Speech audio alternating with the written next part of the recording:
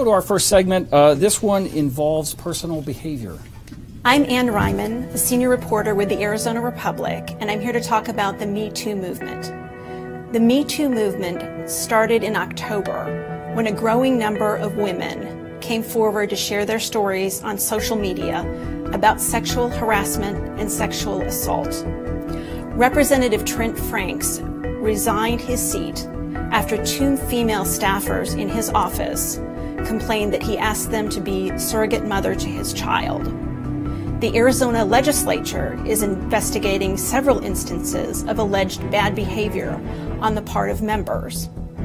And in Alabama, Republicans lost a Senate seat after candidate Roy Moore was accused of sexual abuse and child molestation. Mr. Van Steenwyk, Trent Franks left under the cloud of allegations of sexual harassment and retaliation. The Arizona legislature has been investigating sexual harassment there. Last month, Republicans may have lost a Senate seat because of a flawed candidate. How can you assure the voters of the 8th District that your personal behavior, past and present, won't be an issue?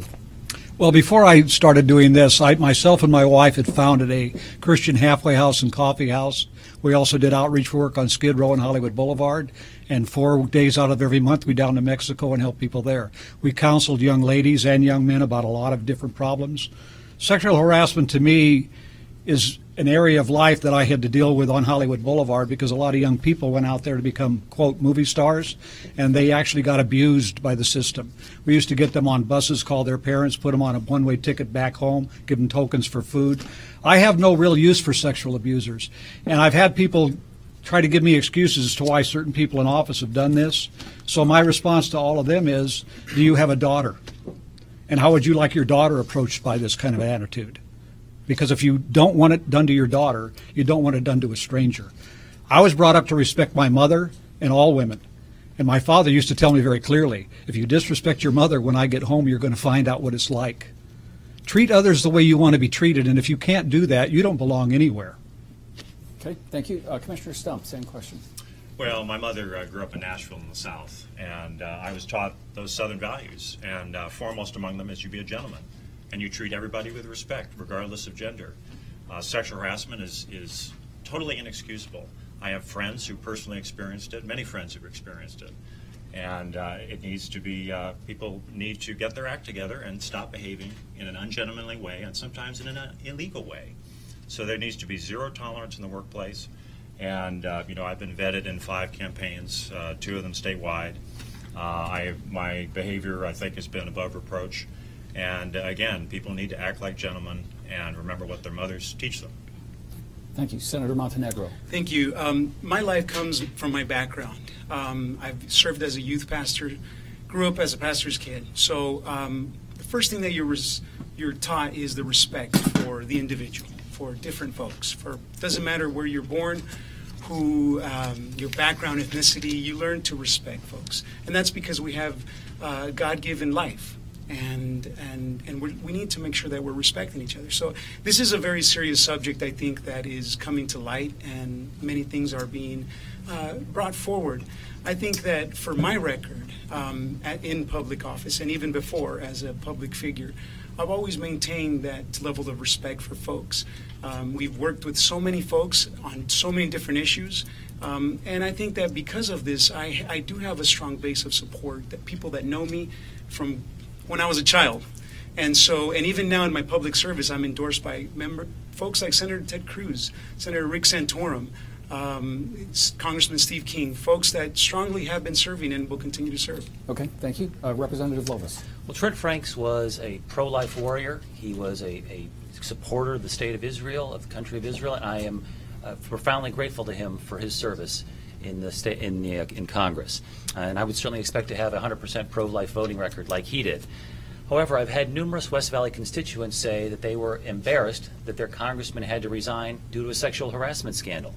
And I think in this environment, just so there's no ambiguity, I think I need to say that I have never had an affair, that I have never been accused of sexual harassment, and nor have I ever had an inappropriate relationship with a staffer in government or in the private sector in business. You know, in this climate, I think it's important for the voters to know this, so I wanted to say that. Okay, thank you. Senator Lesko. Well, this is an interesting question for me because I'm the only woman and there's 11 men running in the race. Obviously, sexual harassment is totally unacceptable, has to be fully investigated, and, you know, people just need to respect each other. And then I think we'd all get along. Okay. Commissioner Stump, next question. This district is one of the most conservative ones in Arizona, but Congress as a whole is relatively evenly divided, as is the nation in that respect. Can you identify an example of an important issue where you worked cooperatively with someone, perhaps of another party, where you worked to try and accomplish something that you couldn't do without the help of the other? Sure. Well, the first thing that comes to mind is insurance coverage for autistic kids.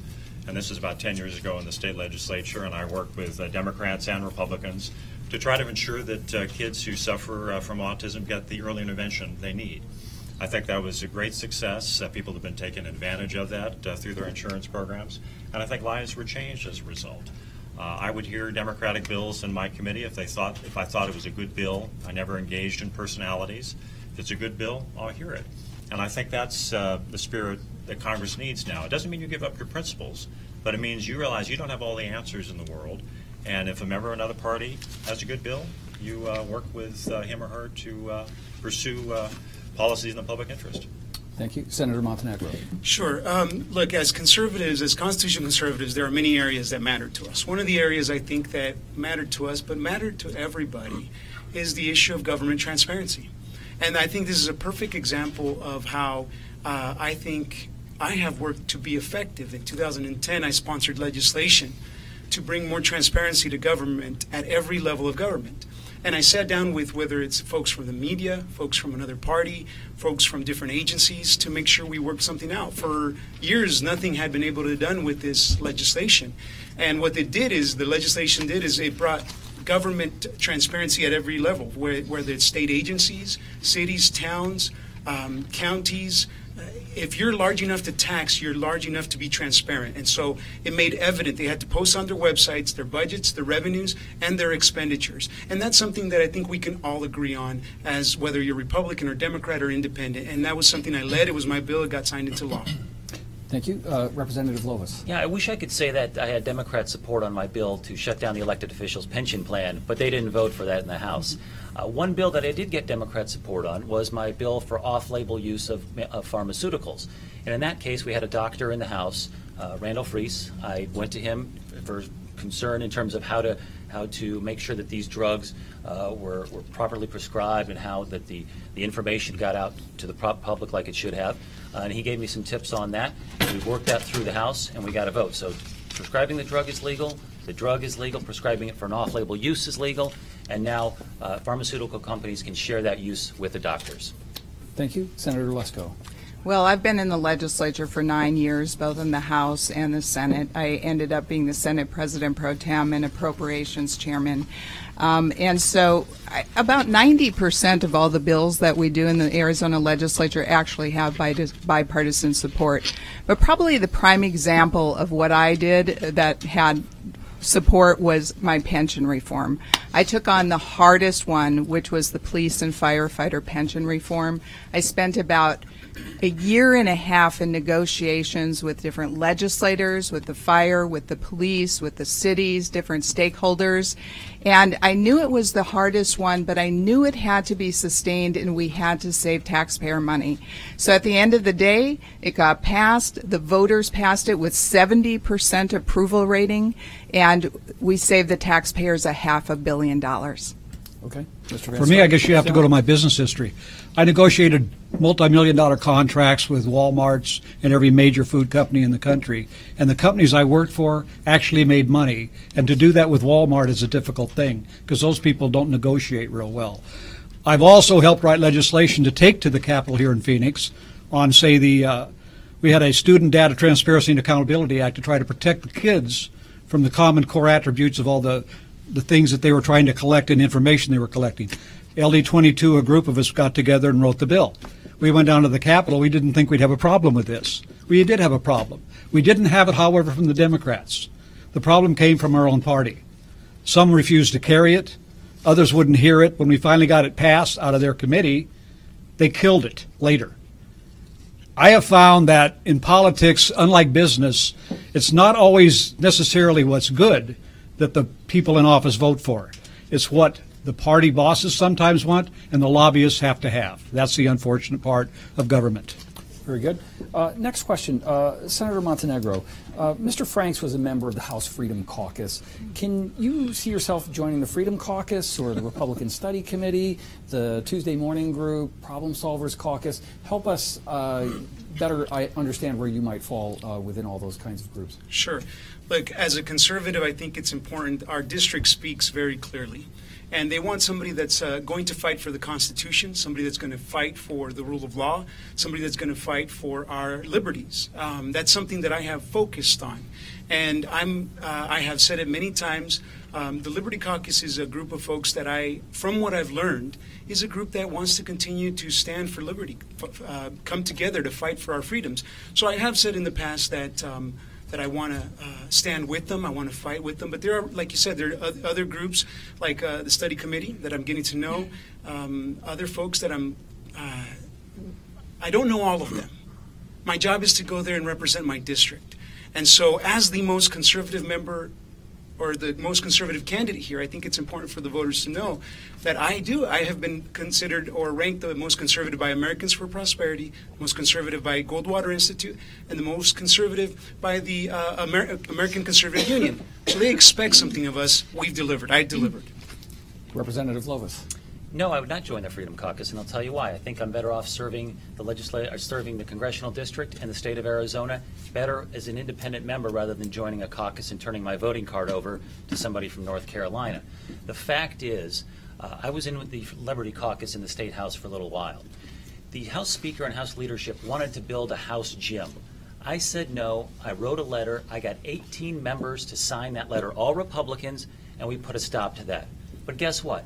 Not one member of the Liberty Caucus signed that letter. That's because they were more interested in chairmanships than saving the taxpayers' money. Okay. Senator Lesko, quickly. Yes, I'd be a member of the Freedom Caucus. In fact, I've been endorsed by Congressman Mark Meadows, who's the chairman of the Freedom Caucus, and also by Jim Jordan, who's the past chairman and founder of the Freedom Caucus. It's a good group. Almost all of our Republican congressmen are members of the Freedom Caucus. Trent Franks was a member. Yes. Okay. Mr. Van Steenmark? I don't know that I'm going to be asked to join it, so I'll wait and see what they do. But on that subject, I think the word conservative is thrown around rather loosely by people. As far as being conservative in office, I've never been in office, so I can't say that. But I do understand the constitutionality of bills. And when people vote for bills that are not constitutional, both here in Arizona and in Washington, D.C., and that goes on all the time, even though they all take an oath not to do it. Okay. But they do. And that is something I won't join. So any bill or any little deal they want to make, if it doesn't comply with the Constitution, they'll get a no vote from me. And I believe we'd be far better served if some of the people on this stage would have done that on a few of the bills they voted for. Commissioner Stump. Well, thanks, Ron. I think it's premature at this point, but in terms of my ideology, it fits, of course, quite well with the Freedom Caucus. A- from the Goldwater Institute, not an A, sorry. Champion of the taxpayer, 100% from Center for Arizona Policy. I was a member of one of the so-called basement dwellers with Andy Biggs and Eddie Farnsworth back 10 years ago when I was in the legislature. But I think it's only fair to all the caucuses out there that I interview with all of them and see what the best fit is. Okay.